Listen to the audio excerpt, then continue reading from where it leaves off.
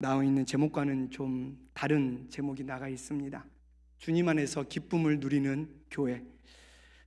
제가 오늘부터 이제 시간 되는 대로 빌립보서를 가지고 여러분들과 함께 좀 은혜의 시간을 나누고자 합니다. 사도 바울이 쓴 여러 서신들이 있지만 특별히 이 빌립보서와 그리고 그 뒤에 나오는 골로새서는 좀 우리의 삶 속에서 과연 우리가 어떻게 살아갈 것인가, 우리의 삶의 모습은 어떠한가, 좀 이러한 비단 다른 서신서에 비해서 조금 쉬운 그러한 모습이 나타나 있습니다.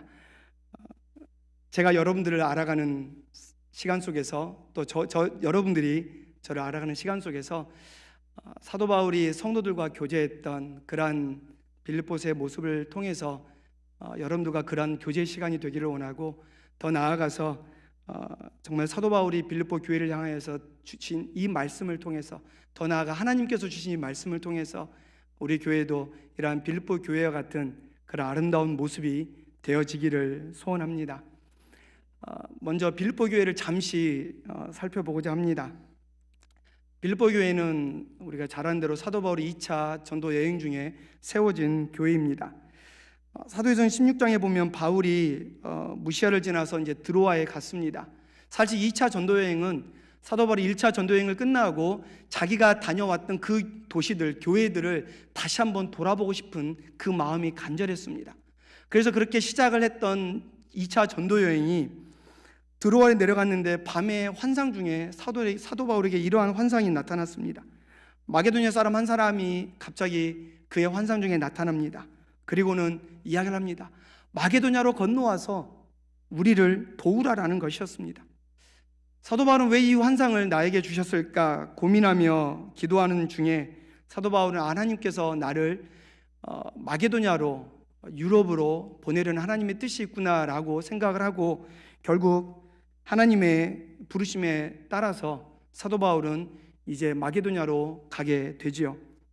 그렇게 마게도냐로 직행했던 사도 바울이 마게도냐의 첫 성읍인 빌립보에 도착하게 됩니다. 이 빌립보는 로마의 식민지였다고 사도행전 16장 12절에 기록하고 있죠. 이렇게 해서 빌립보 교회가 2차 여행 중에 세워지게 되는데요. 빌립보 교회는 교회 성도들은 누구였을까? 여러분 궁금하지 않으십니까? 전혀 알지 못했던 빌립보라는 지역에 사도 바울이 갔습니다. 사실 빌립보 지역은 로마의 추소판이라 해도 과언이 아닐 정도로 헬라 문화와 로마 문화가 아주 번성했던 도시였습니다. 근데 이런 문화의 번성과 함께 이교도가 워낙 극성했기 때문에 유대인들이 10명만 모이면 회당이 지어질 정도의 그 열심으로도 이 빌립보에는 회당 하나가 세워지지 않았던 지역이었습니다. 이런 지역에 사도 바울이 들어갔고요. 이 지역에 빌립보 교회가 세워졌는데, 이 빌립보 교회가 세워진 그 앞에 보면 루디아라는 아주 정말 헌신했던 한 여인이 있었습니다. 성경에는 기록되지 않지만 아마 이 루디아가 처음부터 예수님을 믿었을까라고 했을 때 아니었다라는 주장이 더 많이 있습니다. 그런데 그런 루디아였지만 이제 사도 바울이 빌립보에 가서 자기가 하던 대로 하나님 앞에 기도드릴 기도처를 찾고 있는데 찾을 길이 없는 거예요. 그래서 하나님 앞에 열심히 하나님 나의 기도할 처소를 주시옵소서라고 아마 사도 바울은 열심히 기도를 하였을 것입니다. 이런 상황 속에서 이 루디아라는 여인이 이 소식을 듣고 자기 집을 열게 되죠. 결국은 이 루디아가 하나님 앞에 복음을 받아들이고 이제 그 자기 집을 하나님의 처소로 시작을 하게 된 것이 빌립보 교회의 시작이었던 것입니다. 이 루디아는 마치 오늘 우리 은퇴협동 권사님처럼 정말 신실하게 사도 바울과 함께 빌립보 교회를 섬기는 귀한 여인이었지 않나라고 생각이 됩니다. 루디아 여인뿐만 아니라 당시에 귀신 들려 점을 치는 여종이 있었죠. 그 여종을 고쳐주는 사건이 일어납니다. 아마도 이 여인 또한 이 빌립보 교회의 첫 초창기 멤버이지 않았을까 생각이 되고요. 이 일 때문에 사도 바울이 감옥에 들어가서 하나님께서 하나님의 은혜로 감옥에서 나올 수 있었음에도 불구하고 간수가 그것 때문에 자살하려 하자 그 간수를 저지하고 오히려 사도 바울은 감옥에 있었던 것을 우리는 알 수 있습니다. 결국은 이 일로 인해서 그 감옥의 간수와 그 가족들, 결국 이렇게 적은 숫자가 빌립보 교회의 성도였을 거라 생각이 됩니다. 사도 바울은 그런 빌립보 교회, 그렇게 처음 자신이 아무도 없었던 그곳에서 그 교회를 시작했던 그 마음, 그러한 애착과 함께 빌립보 교회를 사랑하는 그 애정이 너무 깊었던 것을 우리는 알 수 있습니다.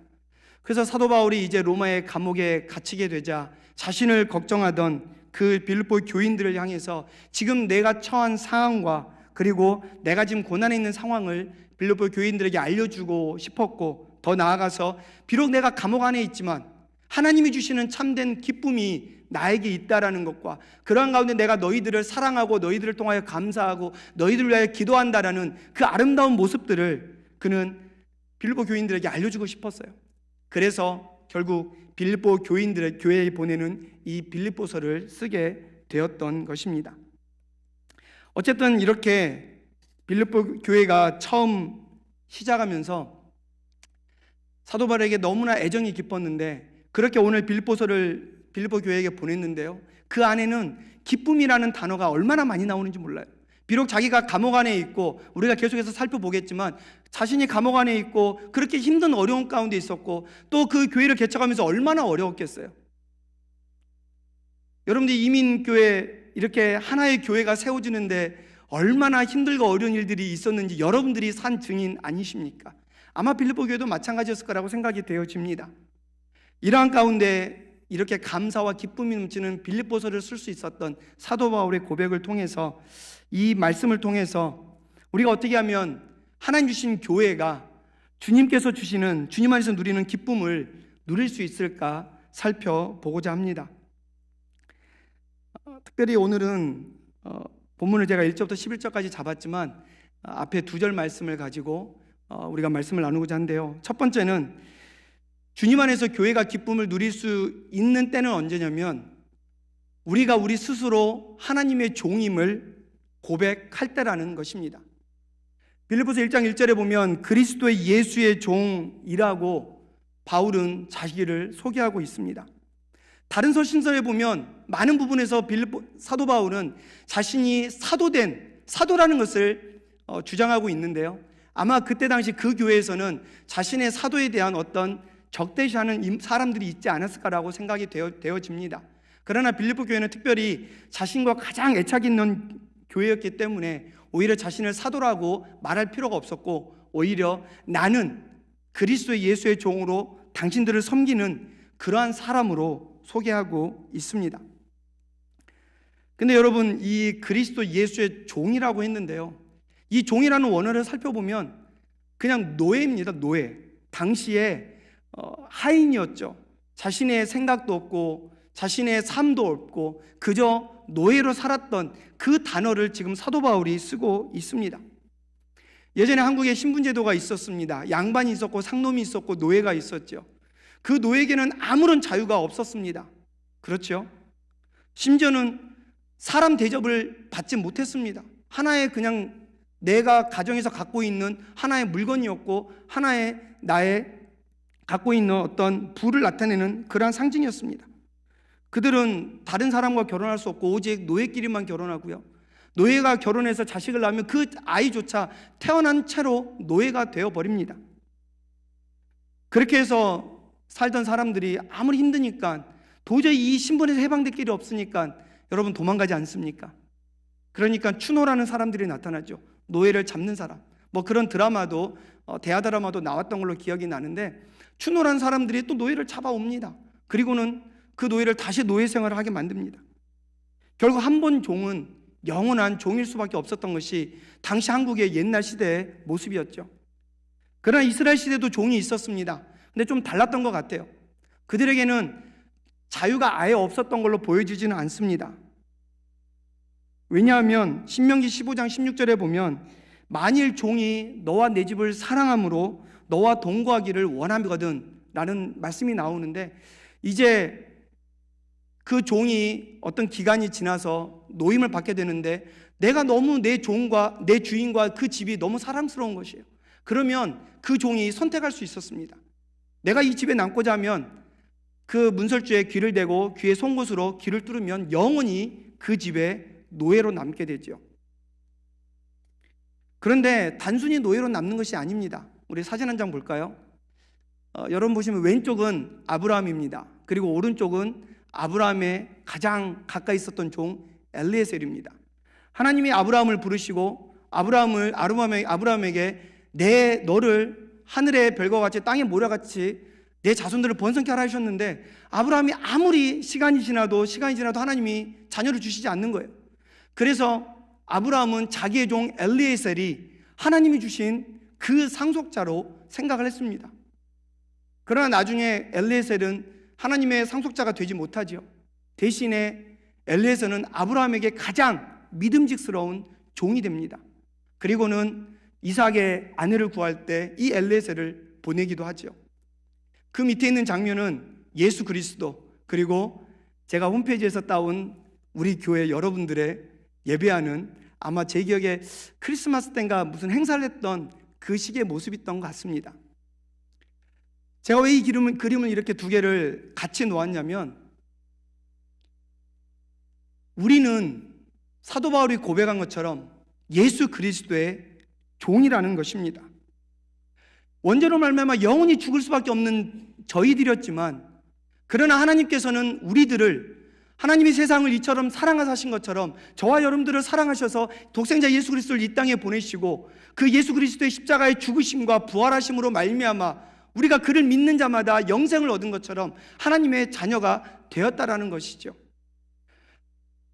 아브라함은 예수 그리스도를 예표한다면 엘리에셀은 결국 우리 성도들의 모습을 예표한다고 볼 수도 있다라는 것입니다. 우리가 하나님 앞에 예수 그리스도를 말미암아 하나님의 백성이 된 우리들이 무엇이라고 고백합니까? 하나님, 이제 우리가 하나님 뜻대로 살겠습니다. 하나님의 종으로 살겠습니다. 하나님 뜻대로 우리가 이 세상에서, 교회에서 헌신하며 봉사하며 믿음으로 살아갈 수 있게 해달라고 여러분들 다 고백하지 않으셨습니까? 이처럼 우리는 다 예수 그리스도의 종이 되었다라는 것입니다. 그렇다면 과연 우리 교회의 기쁨과 무슨 상관이 있느냐는 것이에요. 왜 이것이 우리의 교회의 기쁨이 되냐라는 것입니다. 이 말씀은 예수 그리스도 안에서 부름받은 우리들이 예수 그리스도의 종이지만, 그렇게 종으로 부름받은 우리 모두는 결국은 한 형제 한 자매라는 것이에요. 무슨 말입니까? 교회 안에 들어오면 아무런 신분의 어떤 위아래도, 아무런 어떤 물질의 위아래도 그런 것이 전혀 없다라는 것이에요.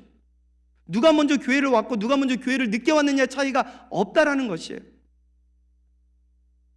세상에서는 무엇을 하는지에 따라서 우리의 모습이 바뀌고 우리의 대우가 달라질 수도 있겠지만, 그러나 우리가 교회에 들어오면 그 교회에 들어오는 순간 우리 모두는 다 예수 그리스도의 종, 하나님의 사람으로 동일하다는 것입니다. 믿으십니까?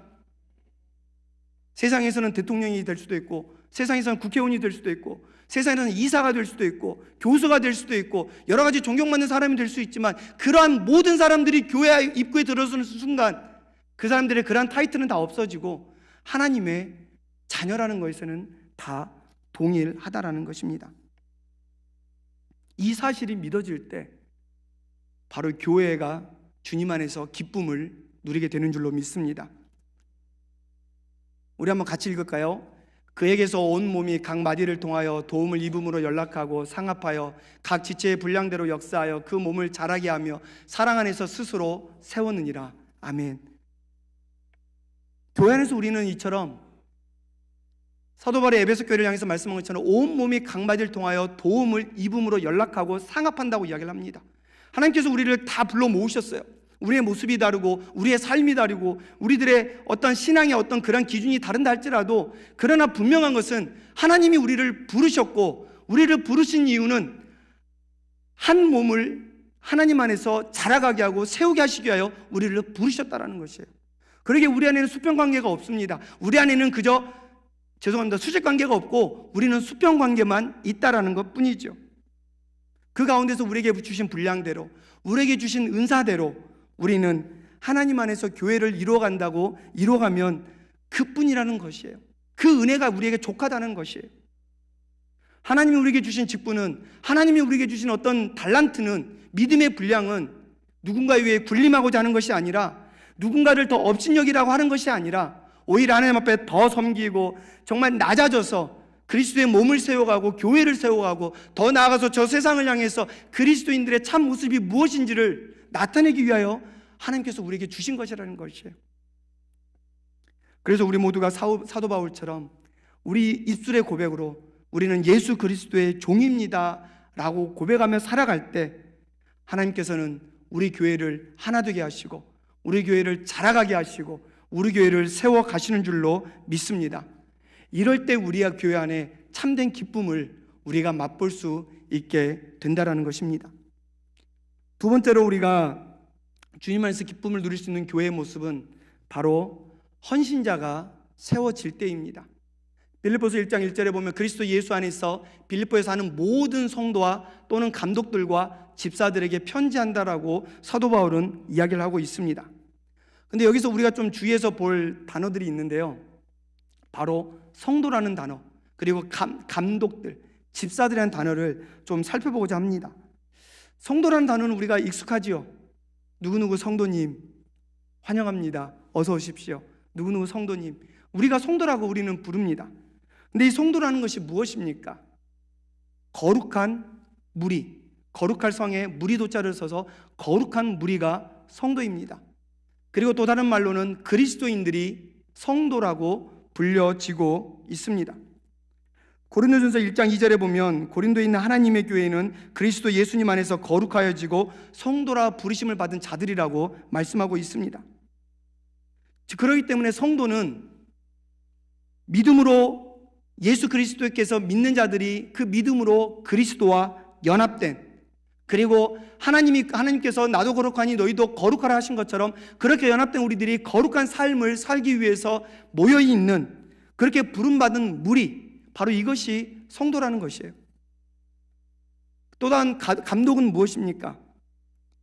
구약에서는 이 감독이라는 단어에 타인이 행한 일이 올바로 수행되었는지를 살피는 임무를 맡은 자라는 의미를 갖고 있다고 합니다. 그렇게 사용된 단어가 이 신약에 와서는 그냥 그렇게 잘잘못을 돌보는 자가 아니라 그 영혼을 돌보는 자라는 의미를 갖게 되었습니다. 무슨 말입니까? 여기서 말한 감독들은 우리 성도들이 그들의 영혼들이 잘 되고 있는지, 올바로 신앙생활을 하고 있는지, 정말 그들이 믿음 안에서 잘 자라고 있는지를 돌아보는 자들을 감독이라고 말씀하고 있습니다.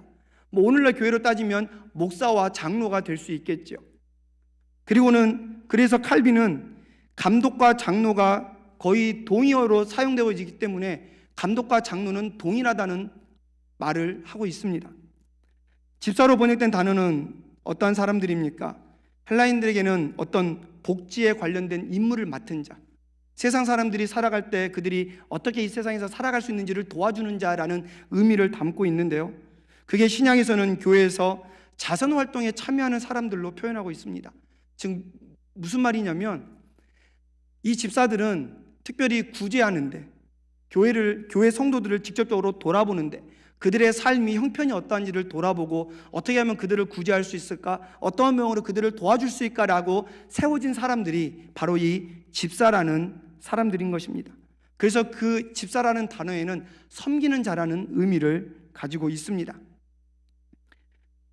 어쨌든 오늘 본문에 보면 이런 성도, 감독, 집사라는 이런 단어들이 나오는데요, 왜 우리가 이것을 통해서 주님이 우리 안에 교회 안에 누리는 기쁨을 우리가 발견할 수 있냐면, 오늘 본문에 나오는 이 단어들이 단수형이 아니라는 거예요. 싱글이 아니라는 거예요. 전부 다 복수형으로 되어 있습니다. 성도라고 되어 있지만 영어로 보면 saints, s가 붙어 있습니다. 복수형이에요. 성도들, 감독도 감독들, 집사도 집사들이라는 것이에요. 여러분, 제가 시작할 때 빌립보 교회를 설명했죠. 빌립보 교회는 아주 미약한 교회였습니다. 아무것도 없는데 사도 바울이 들어가서 루디아와 귀신 들린 여종과 간수와 함께 세운 교회입니다. 그런데 오늘 지금 사도 바울이 빌립보서를 향해서 이 서신을 보낼 당시에는 성도들, 감독들, 집사들, 즉 하나님 앞에서 하나님의 일꾼자들이 많이 세워졌음을 지금 뜻하고 있는 것이에요. 그래서 이 빌립보 교회는 단순히 이제 교회 역할을 떠나서 어려운 교회들을 도와줄 수 있는 그러한 교회로 세워졌다라는 것입니다. 사도행전에 보면 이 빌보 교회가 예루살렘 교회를 도왔고요, 또 감옥에 있는 사도 바울을 여러 번 도왔다는 것을 신약 성경에서 우리는 발견할 수가 있게 되는 것입니다.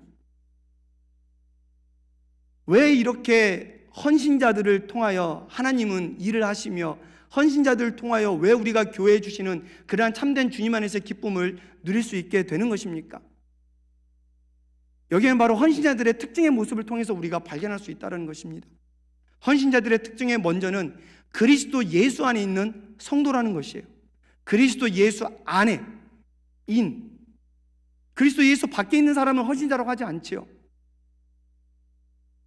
교회 안에 들어오지만 모든 사람들이 다 구원받은 백성입니까? 성경은 그렇게 말하고 있지 않습니다. 주여 주여 하는 자마다 다 천국에 들어간 것이 아니라고 말씀하고 있습니다.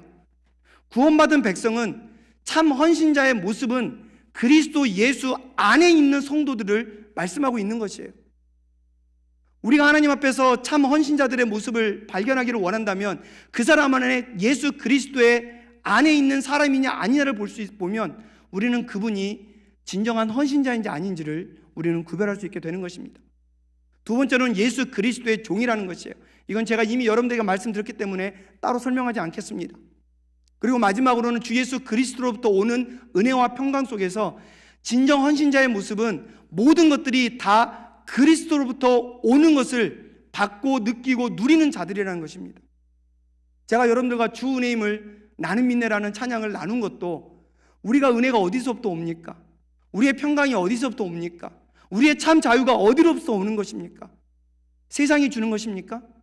세상이 여러분들에게, 물질이 여러분들에게 어떤 한 사람의 조언과 정말 한마디의 말이 여러분들에게 참 은혜와 평강을 주는 것입니까? 아니죠. 오직 은혜와 평강은, 참 은혜와 평강은 예수 그리스도로부터 나온다라는 것입니다.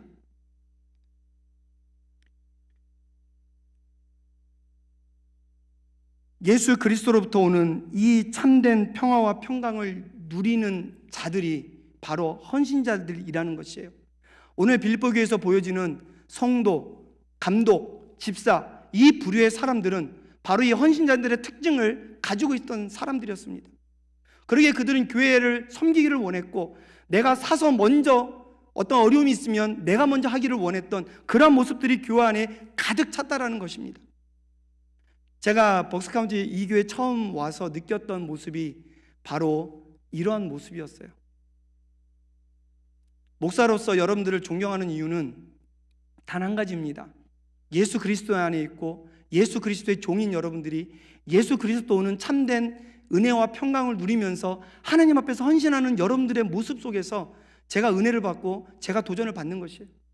하나님 보시기에 얼마나 기뻐하실까? 하나님 보시기에 얼마나 사랑스러우실까? 그렇게 하나님께서는 빌립보 교회에게 수많은 헌신자들을 허락하셨다라는 것입니다.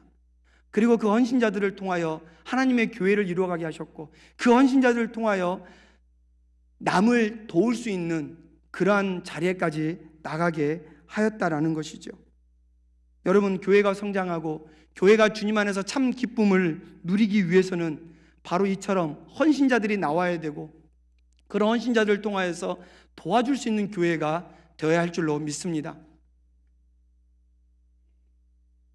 고린도전서 7장 17절 우리 한번 같이 보겠습니다. 오직 주께서 각 사람에게 나눠주신 대로 하나님이 각 사람을 부르신 그대로 행하라. 내가 모든 교회에서 이와 같이 명하노라. 하나님께서는 우리 각 사람에게 나눠주신 대로, 하나님이 각 사람을 부르신 그대로 행하라라고 말씀하고 있습니다. 오늘 사도 바울은 성도, 감독, 집사라고 말하고 있습니다. 우리 교회 안에 여러 부류의 사람들이 있죠. 장로님이 계시고, 권사님이 계시고, 우리 집사님들이 계시고, 또 목자가 있고, 권찰이 있고, 어떤 위원회 위원장이 있고, 모든 부서의 부장들이 있습니다. 그리고 성도들이 있죠. 그 각 사람에게 하나님께서 나눠주신 하나님의 은혜가 있다라는 것이에요. 선물이 있다라는 것이에요. 각 달란트가 있다라는 것이에요.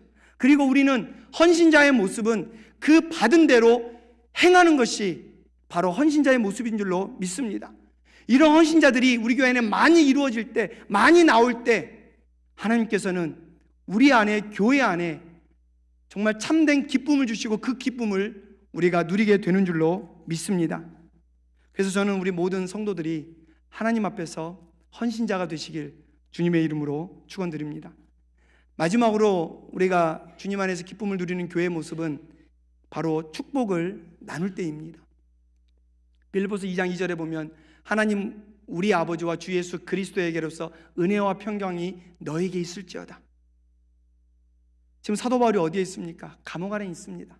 근데 그 감옥 안에 있는 사도 바울이 자신에게 지금 나를 위하여 기도해달라고 하는 것이 아니라 이 편지를 보면서 가장 먼저 하는 말이 은혜와 평강이 너희에게 있을지어다. 지금 빌립보 교회를 향하여 축복하고 있는 모습을 우리가 발견하게 됩니다. 많은 사람들은 축복을 받기만을 원합니다. 오히려 받는 것에서 그치지 않냐고 저 사람보다 더 받기를 원합니다. 옛말에 이런 말이 있죠. 사돈이 땅을 사면 배가 아프다라고. 사돈이라면 어쨌든 가족인데도 불구하고 그 가족이 땅을 샀는데 배가 아프다는 것이에요. 우리 믿음의 사람들의 모습도 이런 모습들이 전혀 없다라고 할 수 없습니다. 그죠? 제가 이민교회 미국 처음 와서 이민교회를 섬기면서 가장 마음 아팠던 것이 이러한 부분이에요. 신방 다니다 보면 성도들이 이런 말을 합니다. 목사님 그거 아세요? 예전에 10몇 년 전에는 여기에 저 혼자만 있었어요. 뭐 저 혼자만 세탁소를 했어요. 저 혼자만 뭐 뷰티 서플라이를 했어요. 근데 이게 잘 되니까 소문이 나니까 자꾸 주변에 생긴다라는 것이에요. 그런데 그렇게 생기는 분들이 외국 사람도 아니고 한인들이라는 것이에요. 그리고 그 한인들이 누구냐면 우리 가게에서 열심히 일했던 사람들. 열심히 일을 가르쳐 놓고 보니까 나중에 그 앞에다가 똑같은 가게를 한다라는 것이에요. 이처럼 우리는 왜 이러한 일들이 벌어집니까? 우리는 복을 받기를 원하는 것이에요. 근데 그 복이 물질의 복, 건강의 복, 자녀들의 복, 그저 세상의 복으로 가득 차 있어요. 여러분 우리의 기도를 한번 감감히 한번 들여다보세요. 나의 기도는 어떠한가? 텍사스에서 사역하는 조엘 어스틴이라는 목사님이 있습니다. 미국에서 가장 큰 교회를 하고 있는 목사님입니다. 근데 이 목사님의 신학이 번영신학이라는 신학을 갖추고 있습니다. 이 번영신학의 간단한 주제는 뭐냐면 모든 성도들이 잘 사는 게 신의 축복이다라는 것이에요. 하나님의 축복이다라는 것이에요. 그렇기 때문에 우리 성도들은 잘 살아야 된다는 것이에요. 만약 내가 잘 살지 못하면 내가 무엇인가를 잘못하고 있기 때문이라는 것이에요. 우리 성도는 무조건 하나님 안에서 축복을 누려야 돼요. 건강의 축복도 누려야 되고 물질의 축복도 누려야 되고 사람들도 인정받는 축복도 누려야 되고, 그래서 그 축복 속에 우리가 거해야 된다는 것이 번영신학의 가장 기본 골자입니다. 근데 이 목사님, 그래서 이분의 책도 있죠. 뭐 긍정의 힘이라든지, 그렇죠, 아주 긍정적인 사고방식을 가지고 있어야지 우리가 잘 살게 된다, 이것이 하나님의 뜻이다, 축복이다, 뭐 이런 내용입니다. 근데 이것에 위험이 있습니다. 문제는 뭐냐면 이 조엘 어스틴 목사님의 설교를 뭐 저도 많이 들어보진 않았지만 제가 듣고 이야기를 들어보면 그 안에 고난과 고통이 사라져 있어요. 우리가 당하는 고난이 있고 우리가 당하는 시험이 있음에도 불구하고 그런 것들이 전혀 없어요. 오히려 그것은 잘못된 것이라고 이야기를 합니다. 이런 번역신앙에 대해서 여러 사람들이 잘못되었다라고 이야기를 하는데, 어떻게 잘못됐냐면 이 번역신학은 총신대에서 교수님이셨고 지금은 워싱턴 중앙장로교회를 담임하는 류응열 교수님의 이야기가 이렇습니다. 인간의 죄성을 전혀 지적하지 않는다. 그리고 오직 사랑의 하나님만을 강조하는 반쪽 복음이다. 근데 이분은 여기서 더 나아가서 반쪽 복음이 아니라 반복음적이다, 복음이 아니라는 것이에요. 반복음적이다라고 이야기를 합니다. 존 파이퍼 목사님, 이 시대의 가장 복음적인 목사님으로, 그 다음에 교수로 이 미국 안에서 활동하고 있는 목사님입니다. 이 목사님이 하신 이야기는 이렇습니다. 번영신학에 빠진 목회자들이 호화로운 집과 차, 옷으로 사람들을 예수께로 이끌려 한다. 물론 세상에 행복한 크리스천을 봐야 하지만 그 행복은 고통 속에도 그리스도가 획득한 행복이어야 한다라고 말씀하면서 그저 눈에 보이는 축복은, 행복은 잘못된 것이라고 이야기를 하고 있습니다. 리그 오렌 목사님은 사도 바울은 감옥에서 생을 마쳤는데, 세례 요한 참수를 당했는데, 그러면 이러한 신실함, 이러한 믿음의 모습들은 결국은 세속적인 성공을 보장하지 못하지 않습니까? 그렇다면 그런 분들의 삶은 과연 우리가 어떻게 이해할 것인가? 일시적인 풍요로움에 초점을 맞춰서는 안 된다고 이야기를 합니다. 빌리 그레이엄 목사님은 부자는 세상의 재물이 아닌 영적인, 하나님 주신 영적인 부요함이 우리에게 있는 사람이 우리 이 땅에서의 부자라고 이야기를 하면서 대부분의 대형교회 목사들과 TV 복음 전도자들이 믿음이 좋으면 물질적으로 부유해진다는 식의 번영신학을 잘못 가르치고 있다라고 이야기를 하고 있습니다. 그러면서 한마디 하죠. 성경에서 돈에 관심을 가졌던 단 한 사람이 있다라고. 여러분 그게 누군지 아십니까? 바로 가룟유다예요. 예수님을 판 가룟유다. 결국은 자신의 목숨을 목매단 가룟유다. 오직 가룟유다만이 물질에만 관심을 가졌다라고 빌리 그레이엄 목사님은 이야기를 합니다. 사랑하는 성도 여러분, 우리가 어떤 눈에 보이는 물질을 받았다고 해서 우리가 하나님의 신실한 자녀 일꾼이라고 할 수 있습니까? 나에게 건강이 있어서 열심히 무언가를 한다고 해서 하나님이 정말 나를 기뻐하시는 하나님의 종으로 우리를 불러주십니까?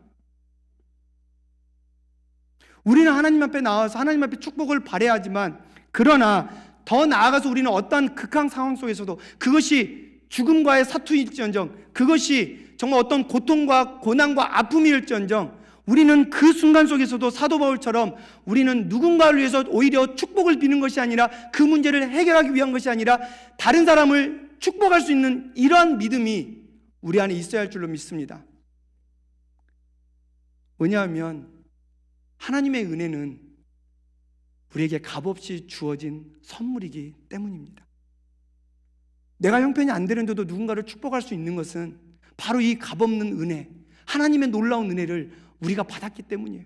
우리가 누리고 있기 때문이에요. 여러분, 나의 가진 무엇인가로 누군가를 섬기고 누군가를 나눠주고 베풀어주고 축복을 주려고 생각하지 마십시오. 요한복음 14장 27절 말씀 같이 읽습니다. 평안을 너에게 끼치노니 곧 나의 평안을 너에게 주노라. 내가 너에게 주는 것은 세상이 주는 것 같지 아니하니라. 너희는 마음에 근심도 말고 두려워하지도 말라. 아멘. 교회가 주님 안에서 기쁨을 누리기 위해서는 이러한 은혜와 평강이, 주님께서 주시는 은혜와 평강이 우리에게 넘쳐야 할 줄로 믿습니다. 그리고 이게 우리 안에서만 넘쳐나는 것으로 끝나는 것이 아니라 우리가 할 일은 우리가 이처럼 받은 세상이 줄 수 없는 참된 평안과 참된 기쁨과 참된 은혜를 우리가 나눠야 한다는 것이에요.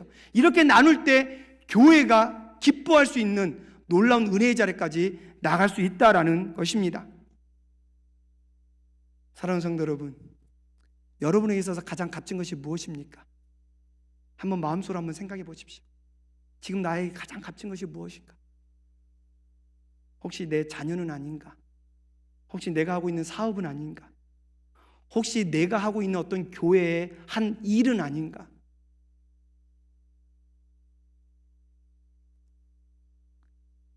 저는 여러분들이 가진 가장 값진 보물이 예수 그리스도가 되기를 주님의 이름으로 축원드립니다.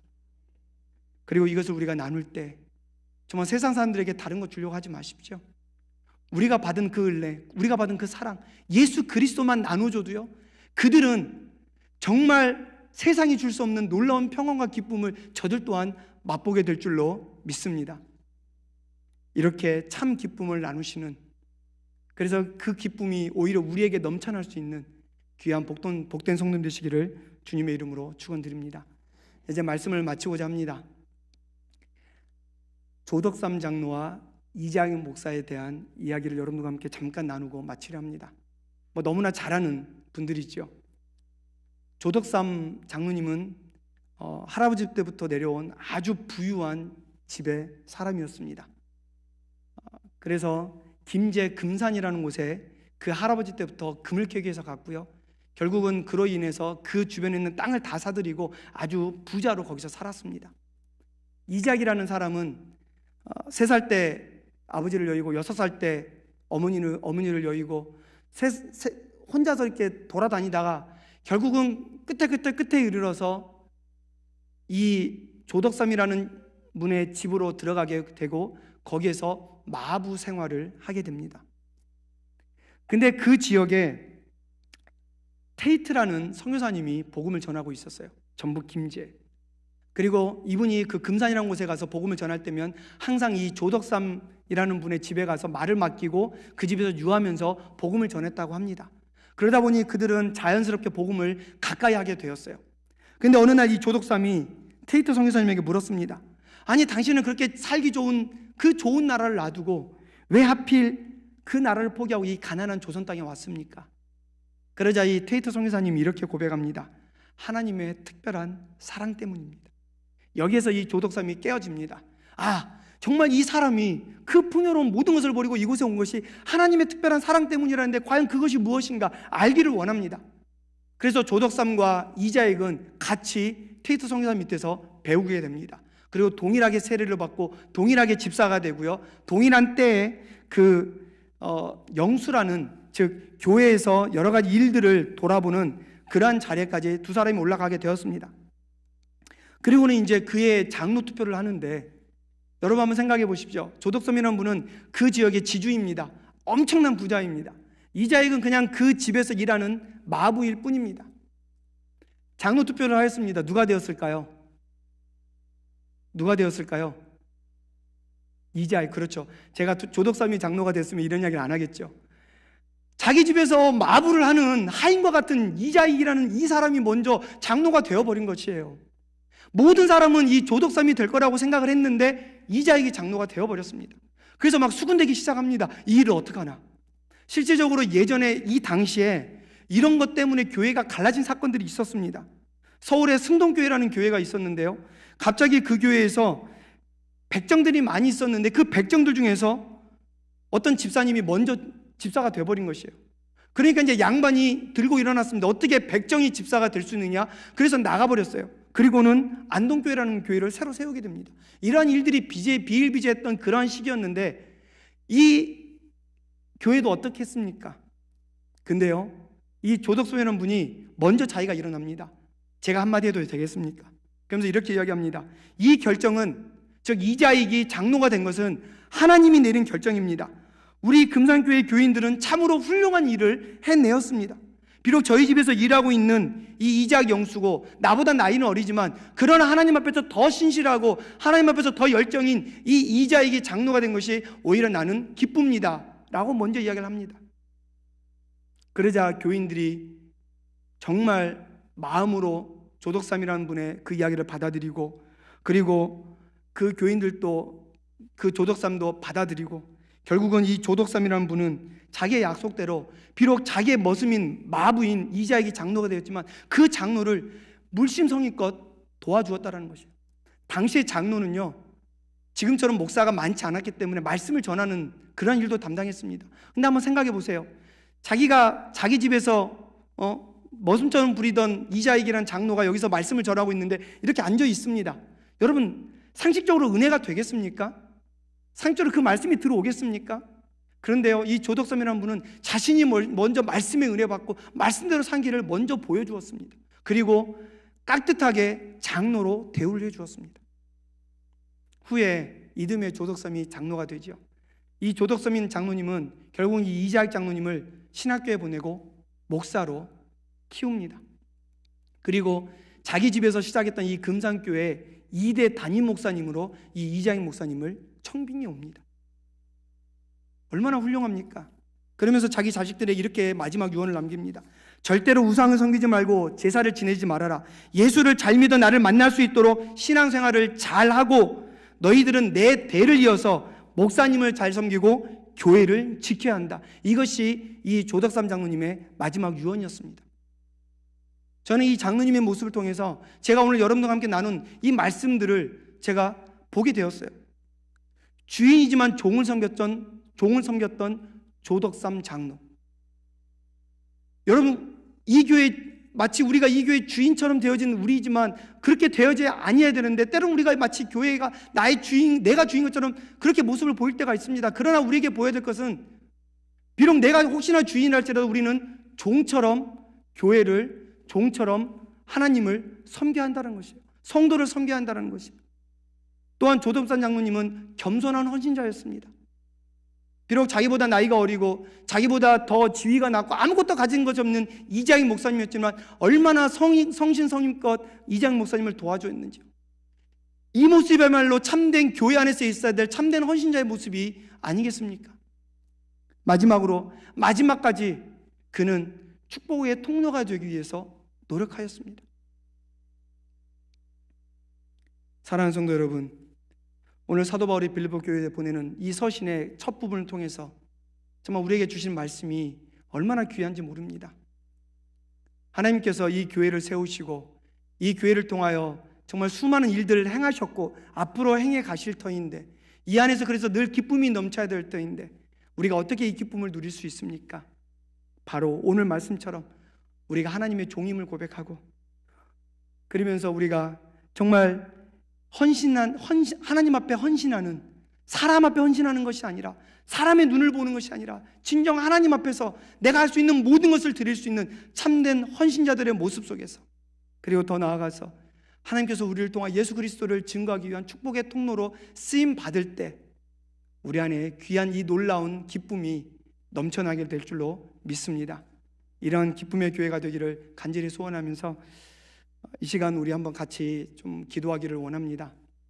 시간이 좀 갔지만 우리 말씀을 생각하면서 기도했으면 좋겠고요. 또 하나는 우리 담임 목사님의 영적, 육적 재충전과 우리 가정을 위해서 기도해 주시고, 또 목사님이 계시지 않는 동안에 사단마귀 권세가 우리 교회를 넘보지 못하도록 교회에 평안이 있을 수 있도록 기도해 주시고, 병약자와 우리 나라와 민족을 위하여 우리 한번 같이 좀 한 5분 정도 주여 부르짖고 같이 기도하도록 하겠습니다. 주여.